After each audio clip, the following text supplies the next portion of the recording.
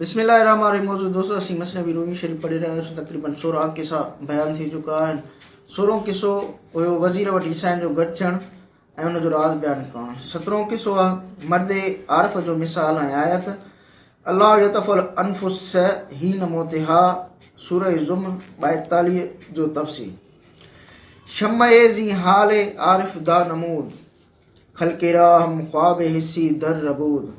यानी आरिफ जे हाल जो कुझु हिसो अल्लाह ताला वाज़े करे छॾियो आहे, जो माण्हुनि खे हिसी निंड बि बेख़ुद करे छॾींदी आहे।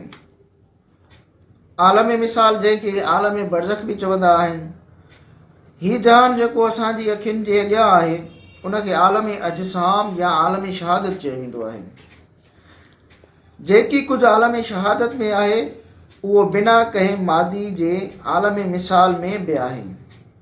उहो ई आलम मिसाल मरण खां पोइ क़यामत ताईं इंसान जो मक़ाम आहे। ख्वाब में उहो ई आलम मिसाल नज़र ईंदो आहे। इन खां सवाइ हिकु ॿियो आलम अरवाह आहे, जेको मादी ऐं कैफ़ियत ॿिन्हिनि खां पाक ऐं मुनज़्ज़ह आहे। इंसान जे मथे जा वार फ़िक्र ऐं परेशानी जे करे घटिजी वेंदा आहिनि।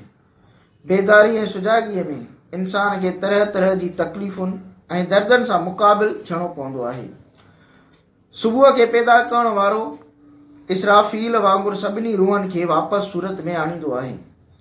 जीअं जानवरनि खे चिरागाह मां वापसि आण खां पोइ लॾियो वेंदो आहे, काश असहाब कहफ़ वांगुरु उन रूह खे ईअं महफ़ूज़ करे हा जीअं ॿेड़ीअ हज़रत नूह अलैहिस्सलाम जी हिफ़ाज़त कई हुई।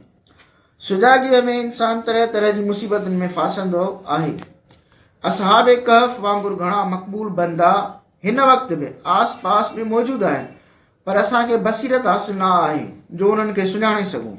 ज़ाहिर आहे त उहा बेबसीरती असांजी मासियत कारीअ जे करे आहे।